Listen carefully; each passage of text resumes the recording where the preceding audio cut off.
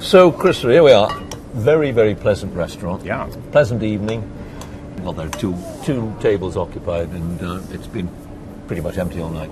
And we're in the centre of town. And we're as well, slap bang in the very nice part Nice of the area. centre of town. Yeah. And that's because people can't afford to eat out. People can't afford to go out, full stop. And I'm not just talking about unemployed people, who there's a lot of, but even, I guess if I'm middle class, even people like me can't afford to go out very much anymore. And your middle class friends, some of them have jobs, but an awful lot don't now. Yes. Because of the austerity. Yes. I mean, the difference with now and with 2013 and the previous years of the crisis is that in the past it was a question of threats of, well, we will lose our job possibly in the future, or you had your salary, everybody's had their salaries cut, most by as much as 50%. No. Well, that's absolutely normal now. No. It's not shocking to hear that you've lost, half your salary. And the threat of losing your job has become a reality. But, exactly, yeah. In 2013, the big difference is that we are now in a situation where it's commonplace, where it's no longer shocking to hear that your best friends just lost their job. So, how are your friends coping? You've still got a job, and you're going to earn a lot of money. You've had your wages cut, and sometimes you don't get paid, but you're all right, just about. What about your friends who have lost their jobs?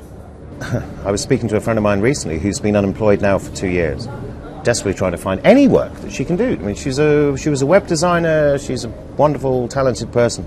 She found in her local paper, her local area of Athens, a job for childminding, which she was perfectly happy to do.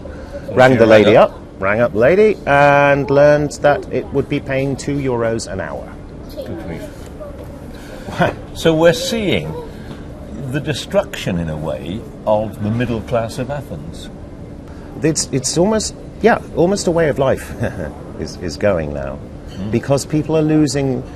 Well, Greece has always been about being outside, about being sociable, about sitting in a cafe, enjoying the glorious weather. I mean, it's October, here we are, outdoors, and that has gone because people just have no money left. And even if you do have a tiny bit of money left, you're not going to go and fritter it away on a night out because you don't know what's coming around the corner.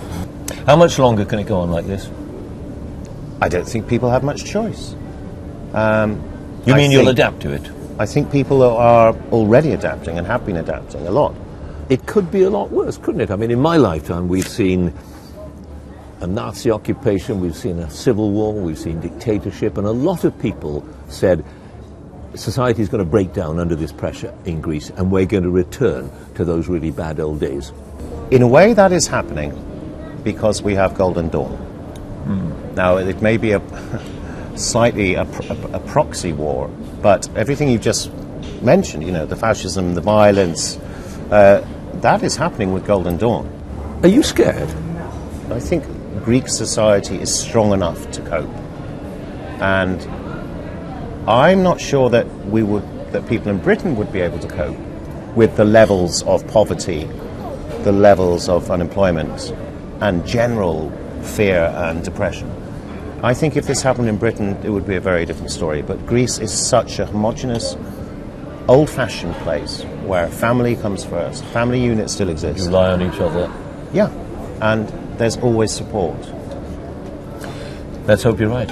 I hope so too.